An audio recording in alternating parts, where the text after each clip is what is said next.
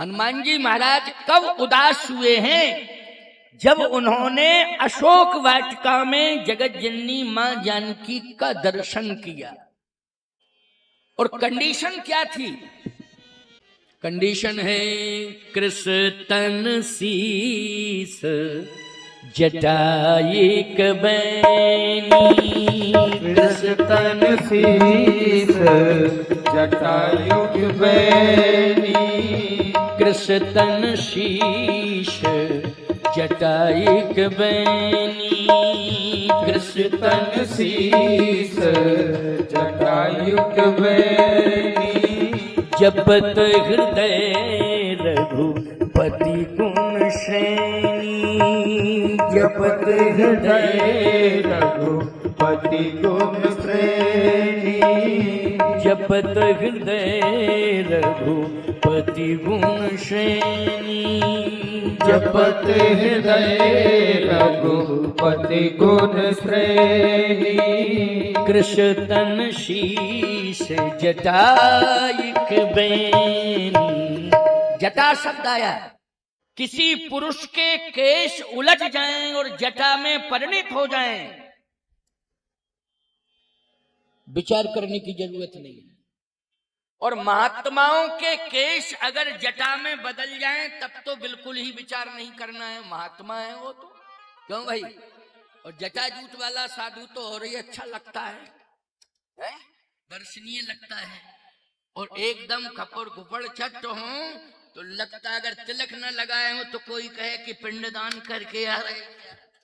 अगर तिलक ना हो, वस्त्र ना हो, लेकिन जटा जूट है, मस्तक पर तिलक भी नहीं है, याद रखना तब भी लोग कहते दूर से देख के कौन साधु आ रहा है, कौन आ रहा है? संत आ रहा है। देखो, साधुओं के सिर पर जटा शोभा देती है, लेकिन नारियों के सिर पर जटा शोभा नहीं देती है। बोलो ये दुख की बात है कि नहीं? ये बहुत बड़े दुख की बात है। और फिर एक बात बतावें, सुहागवती नारी के सिर पर तो जटा शोभा देती ही नहीं है। अब वो बात अलग है कि वो विरक्त परंपरा में हो, अखाड़े द्वारे की परंपरा से जुड़ गई हो, तो तब तो तमाम जटा जूट वाली सन्यासिनी मिल जाएंगी। नहीं नहीं, साधु की जटा शोभा है, लेकिन उसमें वास्तविकता होनी चाहिए। लेकिन कुछ भी हो, सुहागवती नारी के सिर पर तो जटा नहीं होनी चाहिए। क्यों? सुहागवती नारी का अर्थ है श्रृंगार, और श्रृंगार का अर्थ है कि केशों को संभालना। बोलो भाई, श्रृंगार का क्या अर्थ है? केशों को संभालना। और जो केश संभाले जाते हैं वो केश उलझते नहीं हैं। लेकिन आज किशोरी जी की क्या दशा हो गई? किशोरी जी ने जटाएं बनाई नहीं हैं, लेकिन 14 महीने तक श्रृंगार नहीं किया। प्रभु राम से अलग हो गई, लंका में बैठी हुई हैं, रो रही हैं। कल मैंने कथा सुनाई थी कि रावण ने सीता जी का हरण किया और कहां ले गया?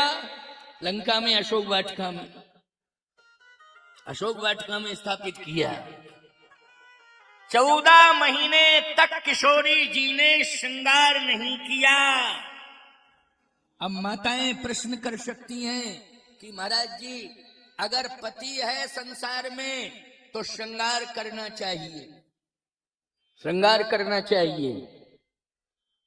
तो श्री रामभद्र जो हैं, किशोरी जी ने ऐसा क्यों किया? पति की उपस्थिति में ही श्रृंगार होना चाहिए, क्योंकि जो श्रृंगार किया जाता है वो पति को रिझाने के लिए किया जाता है, संसार को रिझाने के लिए नहीं किया जाता है।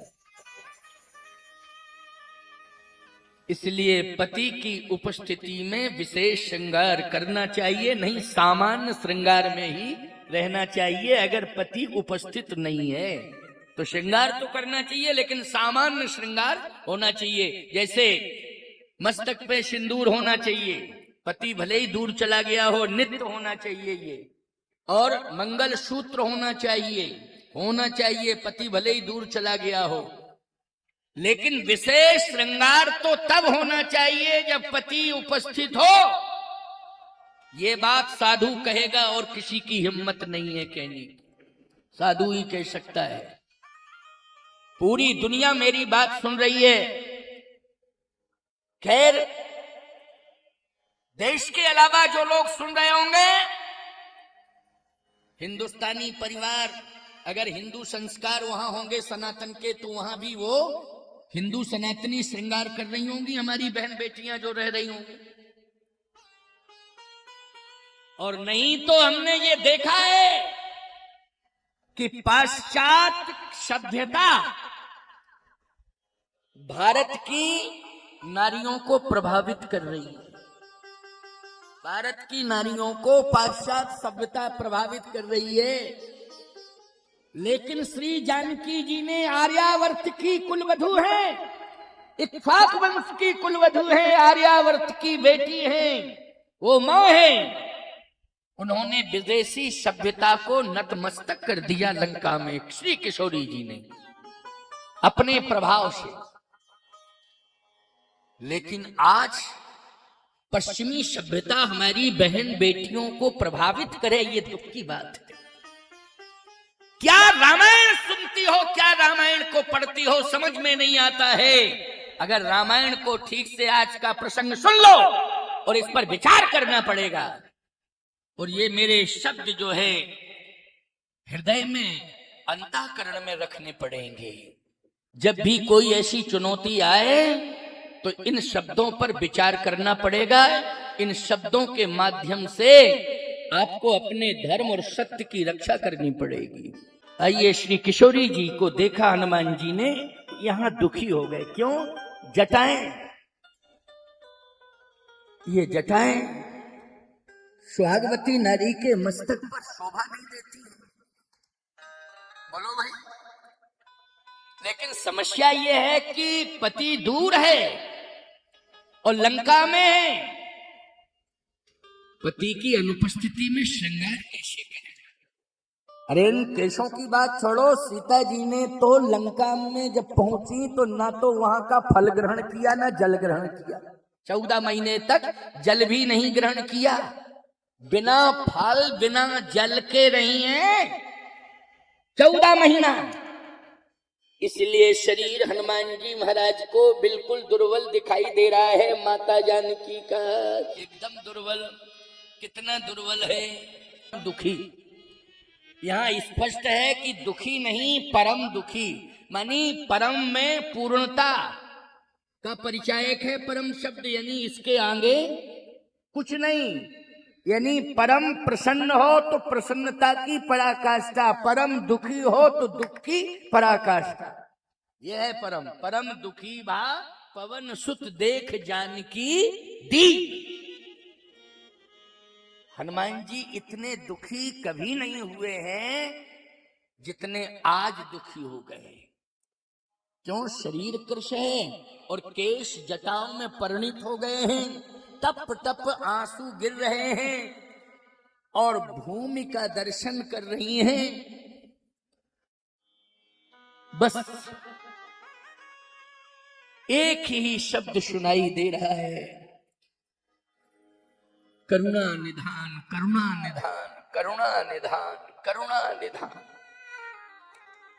देखो करुणा शब्द आया है ना, करुणा निधान, करुणा निधान, करुणा निधान।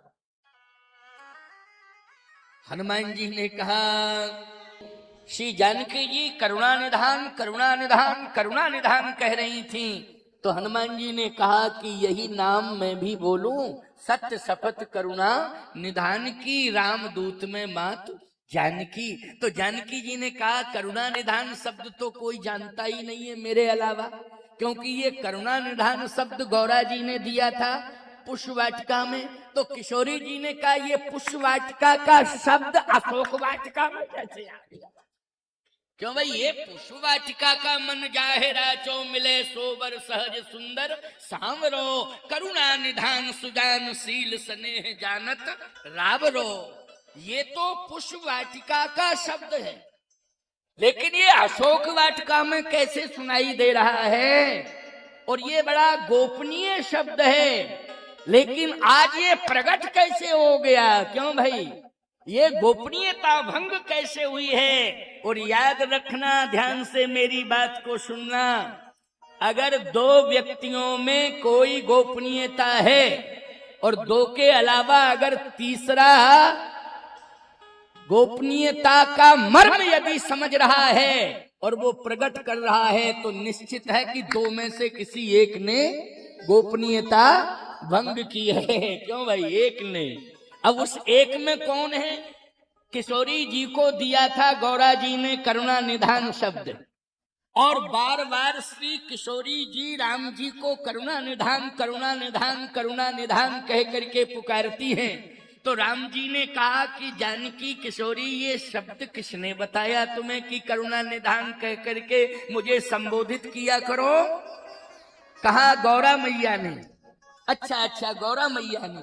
लेकिन सही बताना, ये करुणा निधान कह करके सीता को संबोधित करना, ये मर्म राम जी ने हनुमान जी को बताया है।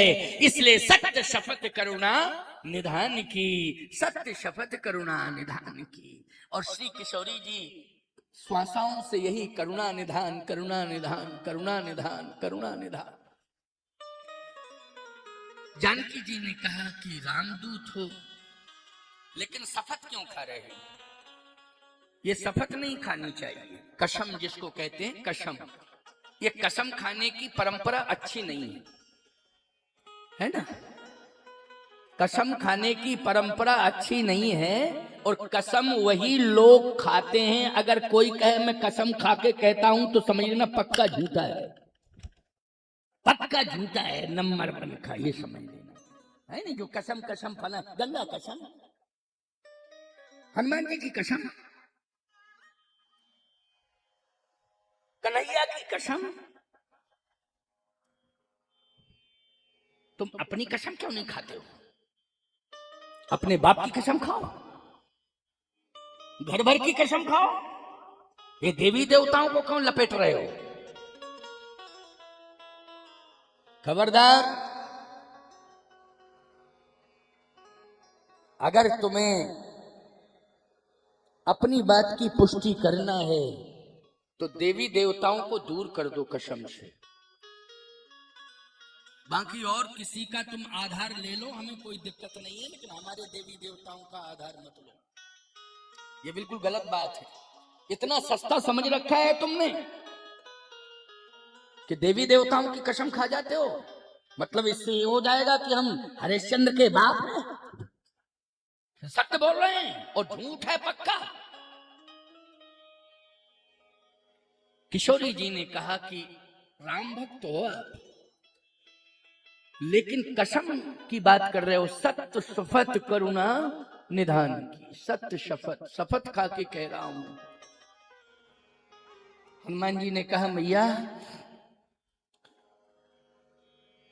ये बात मैं इसलिए कह रहा हूं, वैसे कसम खाने की मेरी कोई आदत नहीं है, स्वभाव नहीं है, लेकिन आप बंदर से डरती हैं। किससे डरती हैं? बंदर से। क्योंकि आपने अयोध्या में एक बंदर का फोटो देखा था, तो फोटो देख करके, चित्र देख करके आप बेहोश हो गई। वो तो चित्र था, लेकिन ये चित्र नहीं है, ये तो वास्तव में बंदर। तो कहीं आप मुझे बंदर ना समझ लें, मैं बंदर नहीं हूं, बंदर बना हूं, लेकिन मैं रामदूत हूं। और बंदर नहीं हूं, फिर शंकर सुवन केशरी नंदन, शंकर सुवन केशरी नंदन। सत्य तो यह है कि बंदर नहीं है, स्वयं शंकर ही है। जहि शरीर रति राम सो सोई याद रही सुजान, और रुद्र देह तजने बस शंकर भय हनुमान। जान राम सेवा सरस समुझ कीन अनुमान, ओ पुरखा ते लरिका भय हरते भय हनुमान। इसलिए बंदर नहीं। ये फिर बानर बानर क्यों कहते हैं? देखो यहाँ बानर का अर्थ तुम बंदर मत लगाया करो। जैसे सब बंदरों को देखते हो तो कहने लगते हो हनुमान जी आ गए, हनुमान जी आ गए, हनुमान जी आ गए। जिस बंदर को देखते हो हनुमान जी आ गए, हनुमान जी आ गए, हनुमान जी आ गए। हनुमान जी बंदर थोड़ी हैं। बानर यानी नारायण बने नर, तो नर के विकल्प बने कौन? शंकर। इसलिए वो बामानी विकल्प है। बामानी क्या है? विकल्प है, इसलिए वानर, ये अर्थ है इसका। आप कहोगे महाराज जी लेकिन पूंछ है, तो पूंछ होती बंदर के, हनुमान जी के वो पूंछ नहीं है, पार्वती मैया है। समझ रहे हो? पूंछ ऊंच नहीं है, ये तुम्हें दिखाई दे रही है, तुम्हारी आंखों पे मोतियाबिंद है, तो मैं क्या करूं? पूंछ पूंछ पूंछ पूंछ नहीं है, वो पार्वती मैया है जो पूंछ की तरह अपना भेष छिपाए हैं और पूंछ में प्रकट हो गई हूं, पूंछ के रूप में। जैसे शंकर जी वानर बन गए भेष छिपा के, ऐसी पार्वती मैया भेष छिपा के क्या बन गई? पूंछ बन गई। पत्नी है वो शंकर जी की, पार्वती मैया। अब बोलो भाई, पार्वती मैया ओरिजिनल रूप में रहती तो लोग यही कहते कि ये कैसे जितेंद्रियम बुद्धिमताम वरिष्ठम है, कैसे नैतिक ब्रह्मचारी है। बोलो भाई, शंका पैदा होती कि नहीं? इसलिए पार्वती जी छिप गई पूंछ में। समझ लेना इस बात को, पूंछ है। शंकर जी स्वयं हनुमान जी शंकर हैं, और जो हनुमान जी की पूंछ है वो कौन है? पार्वती मैया।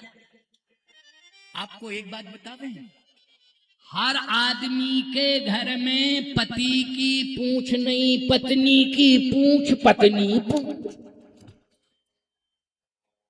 और कोई भी काम हो तो पत्नी से पूछ। क्यों भाई? पत्नी से पूछ,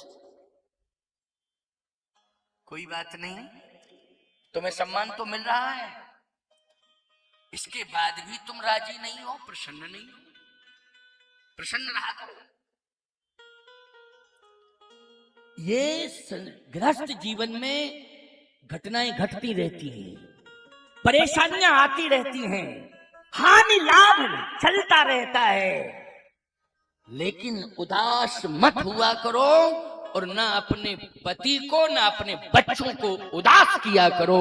प्रसन्न रहो, परिवार को प्रसन्न रखो। ये जिंदगी भगवान के हवाले है,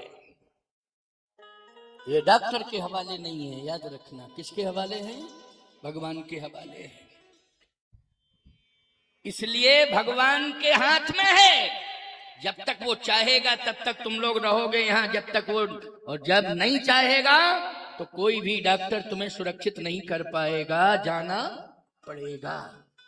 इसलिए मेरा भगवान प्रसन्नता का स्वरूप है, उसी के हाथ में तुम सबका जीवन है। इसलिए एक दूसरे आपस में प्रसन्न रहो, पड़ोसियों को भी प्रसन्न करो, नाते रिश्तेदारों को भी प्रसन्न रखो। हानि लाभ चलता रहेगा, मिलता रहता है, इसकी भरपाई तुम नहीं करोगे।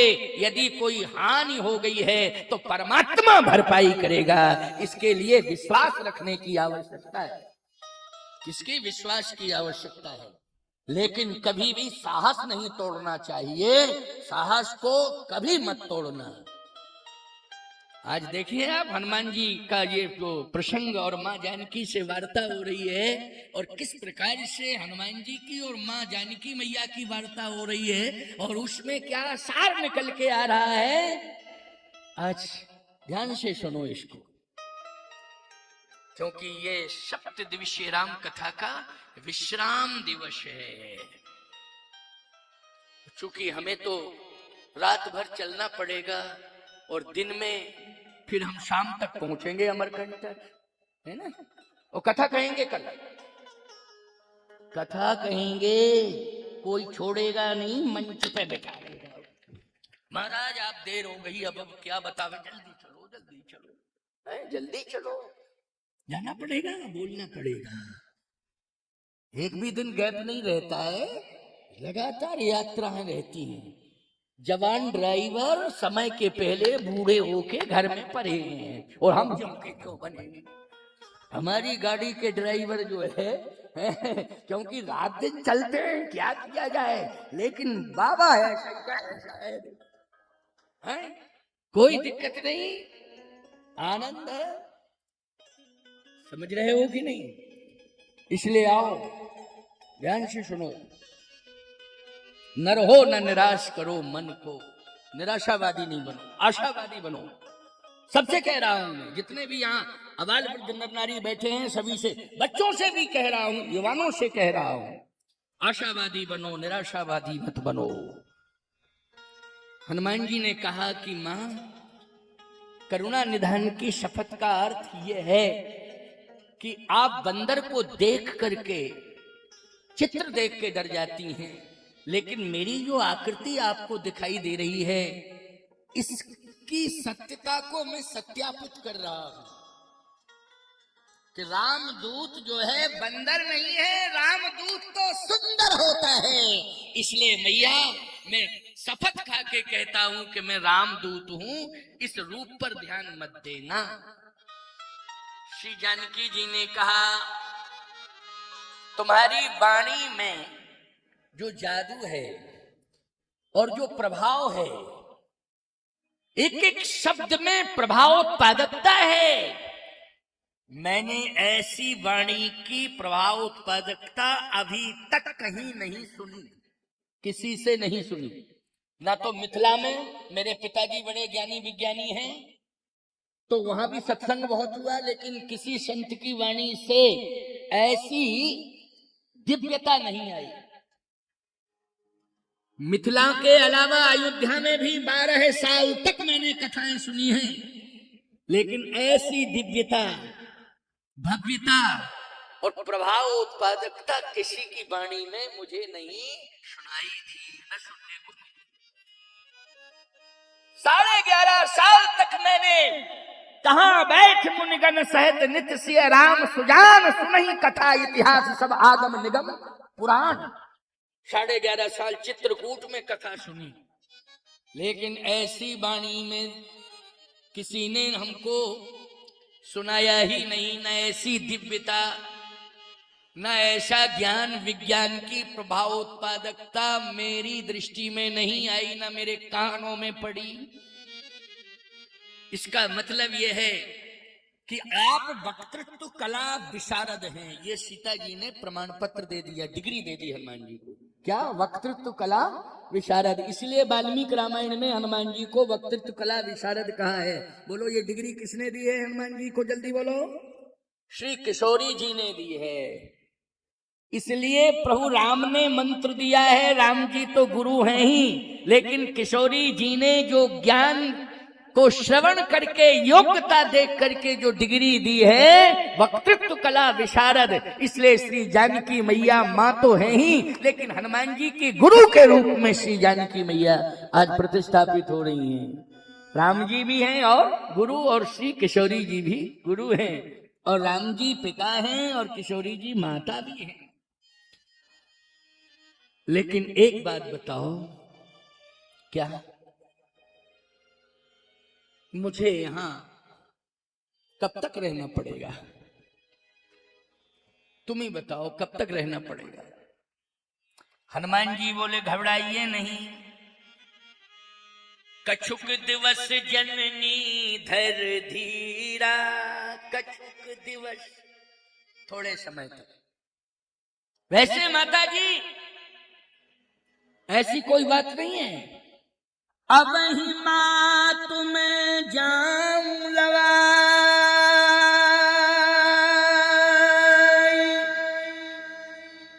प्रभु आए सुनहि राम दुहाई।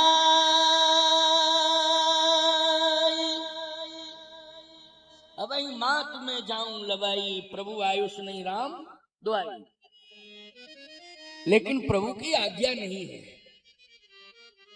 इसलिए मेरी प्रार्थना है, अभी मैं ले जा सकता हूं, लेकिन मेरी प्रार्थना है, कछुक दिवस जननी धर धीरा, कपन सहित आई हैं रघुवीरा। निश्चर मार तो ही लई जई है, त्यों पुरनार दाद जस गई है। किशोरी जी ने कहा ठीक है, लेकिन मुझे धैर्य धारण तो करना ही पड़ेगा, लेकिन कुछ दिन के बाद प्रभु राम आएंगे तभी मुझे ले जाएंगे। कहा मैया मैं ही ले जाता, लेकिन रावण चोरी से लाया है हरण करके, आपको चोरी चोरी लाया है, लेकिन मेरे प्रभु राम आपको चोरी चोरी नहीं ले जाएंगे। ना भाई हम ले जाएंगे आपको चुपचाप, तो यही होगा कि लो रावण ने चोरी करी, इधर से भी राम जी ने चोरी चोरी बुला लिया। नहीं नहीं नहीं, रावण चोरी करके लाया है, आपको चोरी से ले आया है, लेकिन मेरे प्रभु राम आपको राक्षस वंश का विनाश करके चैलेंज से ले जाएंगे, वो चैलेंज देकर के ले जाएंगे हैं। और इसलिए भगवान ने ये बात कही है गिरिधराज जटायु से। हनुमान जी तो बाद में मिले, कल के प्रसंग में आपने ये भाव नहीं सुन पाया था। सीता हरण तात जन, राम जी कह रहे हैं गिरिधराज जी से, सीता हरण तात जन कहे पिता सन जाए, जो मैं राम का कुल सहत कहे दशानन आए। बोलो ये चैलेंज भरी भाषा नहीं है तो क्या है? मैं पूरे राक्षस वंश को बाण से छलनी कर दूंगा, और मेरे पिताजी जहां भी होंगे वहां निश्चित रूप से एक बार इस रावण को भेजूंगा और पूरे राक्षसों को भेजूंगा। केवल इसलिए भेजूंगा कि वहीं जाकर के मेरे पिता श्री को सुनाएगा कि मैंने रघुकुल की कुलवधू पर कुदृष्टि डाली थी, इसलिए रघुवंश के राजकुमारों ने मेरा और मेरे परिवार का विनाश करके मुझे यहां भेज दिया है, इसलिए रावण और रावण के राक्षस ये सब सुनाएंगे। चैलेंज किया है राम जी ने। तो हनुमान जी ने कहा मैया चैलेंज के साथ आपको ले जाया जाएगा, ऐसे नहीं। श्री जानकी जी ने कहा ठीक है, तो जाना चाहते हो क्या? हनुमान जी ने कहा मैया जाना तो चाहता हूं, लेकिन मैंने आपको कुछ दिया है, आपको पता है क्या? जानकी जी ने कहा एक मुद्री आई है मेरे पास में, ये पड़ी है, देखो ये मुद्री। कहा मैया ये मुद्री प्रभु राम ने दी है।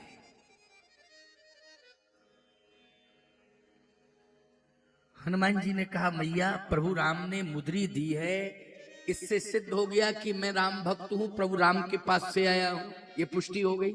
लेकिन अब मैं वापस जाऊंगा तो प्रभु राम को कैसे ये पता चलेगा, पुष्टि होगी कि नहीं? सीता के पास पहुंच गए तुम, होके आए हो, ऐसा तो नहीं कि मुद्री को ये भी कह सकते समुद्री में फेंक के चले आए हो, क्या पता। जानकी जी ने कहा नहीं नहीं, प्रभु राम के पास जो मुद्री थी वो उन्होंने मेरे पास भेजी, लेकिन मेरे पास जो है वो मैं स्वामी राम के पास भेज रही हूं। तो मैया आपके पास क्या है? जानकी जी ने हाथ सिर पर रखा, ऐसे किया, चूड़ामणि आ गई हाथ में, सोने का आभूषण है चक्र जैसा, गोल गोल चक्र जैसा सोने का आभूषण, ऐसे किया और हाथ में वो आया चूड़ामणि का, लो ये। यहाँ हर्ष शब्द जुड़ा हुआ है, बोलो पहले विषाद था ना, परम दुखी भा पवन सुत देख जानकी दीन, सीता जी को देख करके दुख हुआ था, और सीता जी ने ही हनुमान जी के दुख को दूर कर दिया, इसलिए चूड़ामणि उतार तब देऊ, हर्ष समेत पवन सुत देऊ।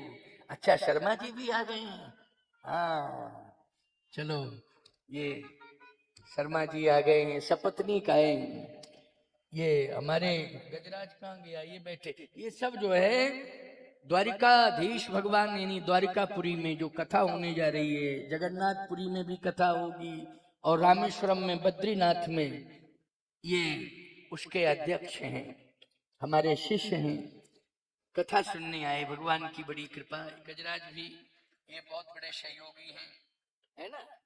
तो ये कामतानाथ सेवा समिति ने जो आयोजन किया है, एक जगत गुरु राम स्वरूपाचार्य सेवा समिति है जो तीर्थों में, और मैं जन्म दिवस के पक्ष में नहीं था मनाने की कि मेरा कोई मनावे। अरे क्या मनाए जन्म जो है, जब मेरा कुल गोत्र सब बदल गया है, साधु बन गया, मैं तो राम जन्म और कृष्ण जन्म मनाता हूं।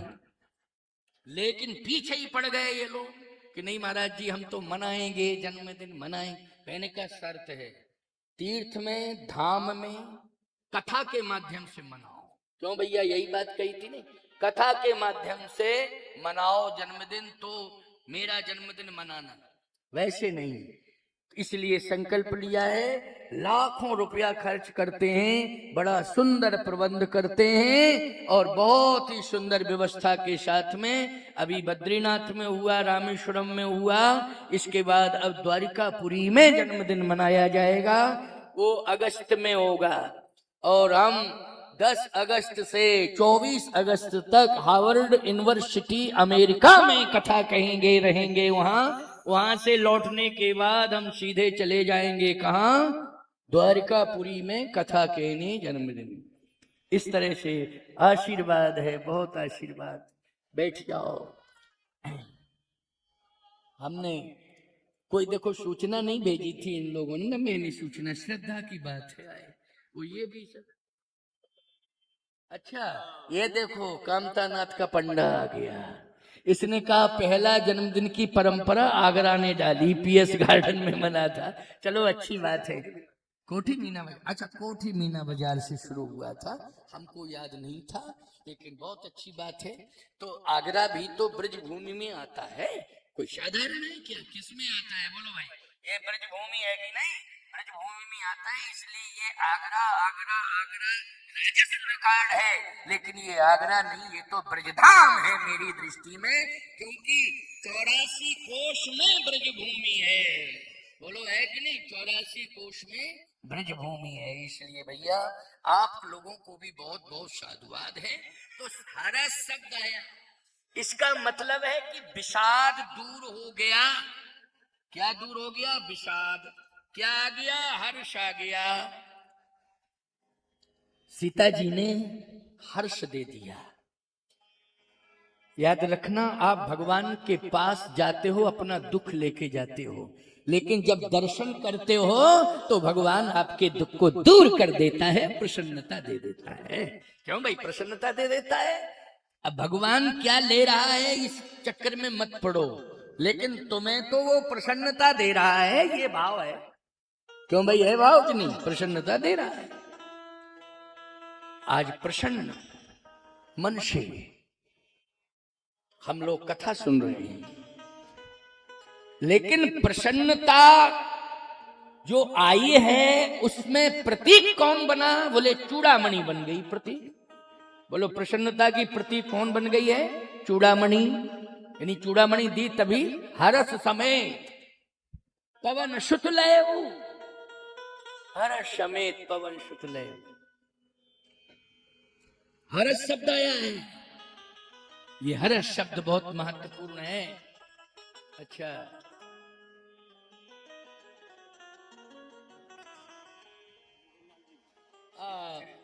मोहनलाल जी आए हुए हैं, वाह, श्री ज्वेलर्स मोहनलाल जी। ये तो लोहा मंडी अग्रवाल सदन में हमारा संपूर्ण प्रबंध आपने किया था और बड़ा अच्छा प्रबंध किया था। इनका सम्मान करके ताली बजा दो, क्योंकि बड़ा अच्छा प्रबंध किया था। पूरा अग्रवाल सेवा सदन है ना, लोहा मंडी का उस समय कोठी मीना बाजार में पूरा प्रबंध करके दे दिया था। बहुत अच्छे भक्त हैं और संतों के बहुत प्रेमी हैं, साधु संत महात्माओं से बड़ी श्रद्धा। मेरा भी पदार्पण पिछले बार हुआ था उनके घर में, तो आइए सुनिए जरा, बहुत अच्छी बात। क्योंकि जो लोग संतों के प्रति विशेष रूप से समर्पित और सहयोगी हो जाते हैं, उनका नाम भूलते नहीं है, संत जन लेते हैं। तो आइए ध्यान से सुनिए जरा, ये क्या दवाई छिड़क रहा है, क्या कर रहा है ये है? ये कोई है? अच्छा, सेंट है। हम समझे फसल पर दवाई छिड़की जाती है, ऐसे सेंट है, क्योंकि वो पीछे वाला है वो वैसा ही लग रहा है ना। लेकिन सेंट अभी शैलेंद्र ने बताया सेंट है ये। चलो अच्छी बात, हम समझे घबरा गए, हमने कहा क्या हो गया है, दवाई क्यों छिड़की जा रही है, वाह भाई वाह वाह, भगवान की कृपा। तो आइए, सैनिटाइज क्या बोलते हैं, सैनिटाइज कहते हैं, परफ्यूम। अच्छा अच्छा, आइए आइए, बहुत बढ़िया बात। विषाद दूर कर दिया, हर्ष दे दिया, लेकिन माध्यम प्रतीक में कौन बनी, कहे चूड़ामणि बनी। ये चूड़ामणि,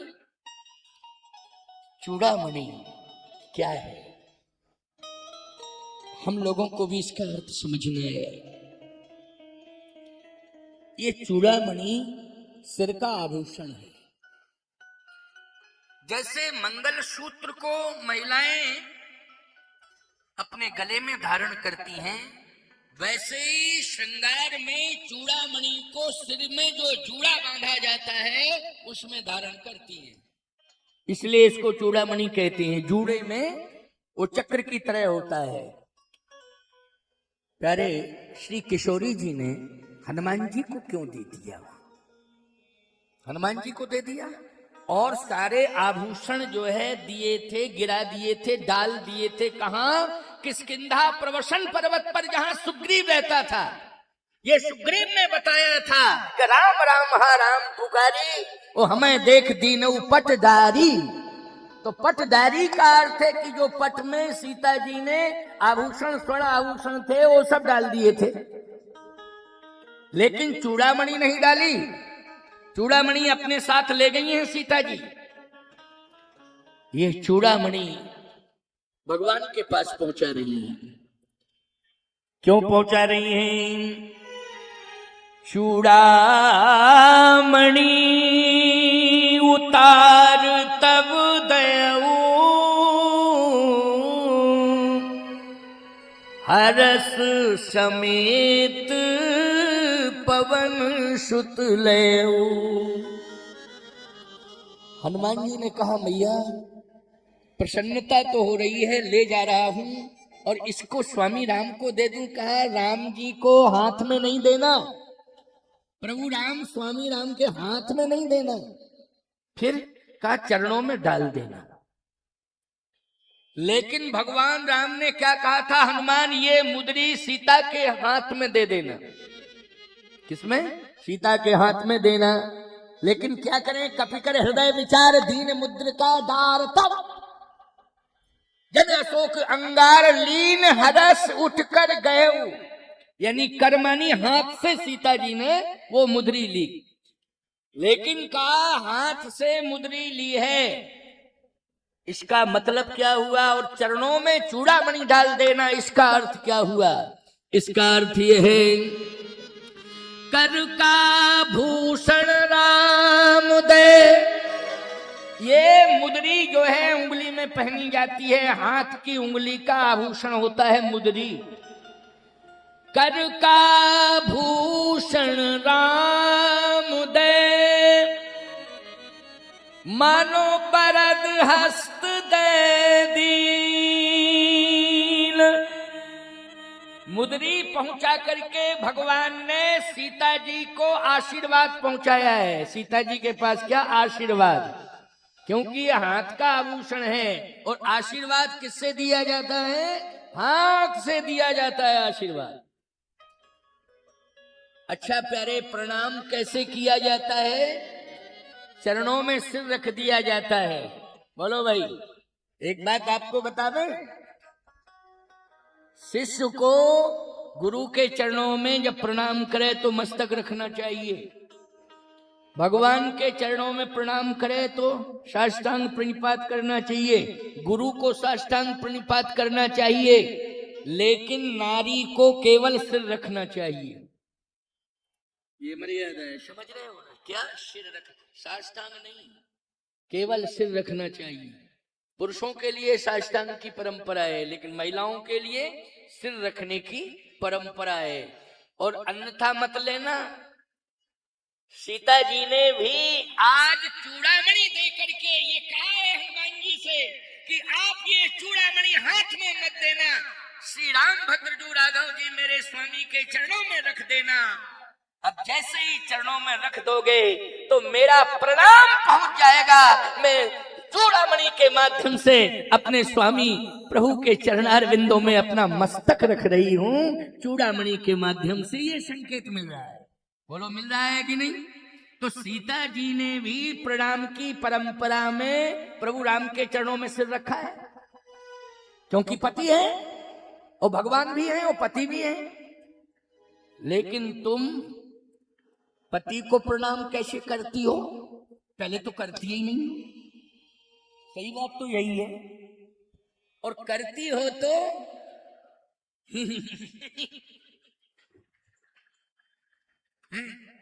ये प्रणाम बताओ। नहीं, संकोच किस बात का करना? किसी चौराहे पर प्रणाम कर रही हो, अपने घर के अंदर कर रही हो, मर्यादा में कर रही हो, क्या दिक्कत की बात है? बोलो भाई। अपने पति के चरणों में सिर रखने में कोई संकोच नहीं करना चाहिए। कुछ लोगों ने तालियां बजाई कि चुप बैठी हैं, जो करती हैं मान रही हैं उन्होंने ताली बजा दी, बाकी सब ऐसे बैठी हैं। नहीं नहीं नहीं, इसके फायदे समझ लेना। याद रखना, वृंदा महान पतिव्रता है, उसका पति जलंधर धर्म से कोसों दूर है, लेकिन उसने पातिव्रत धर्म की हर मर्यादा का पालन किया, इसलिए जलंधर मारा गया और वृंदा हरिप्रिया बन गई। सदा सदा के लिए भगवान ने वरण कर लिया। बोलो कर लिया वरण कि नहीं कर लिया? वो क्या हरिप्रिया हो गई, विष्णु प्रिया हो गई, तुलसी हो गई, और सदा सदा के लिए भगवान ने वर्ण कर लिया। इसलिए भगवान शालिग्राम बने और वृंदा को तुलसी बना करके वर्ण कर लिया है। बोलिए शालिग्राम भगवान की, तुलसी शालिग्राम भगवान की। इसलिए संकोच नहीं करना चाहिए, इससे पावर बढ़ता है। इससे क्या बढ़ता है? पावर बढ़ता है।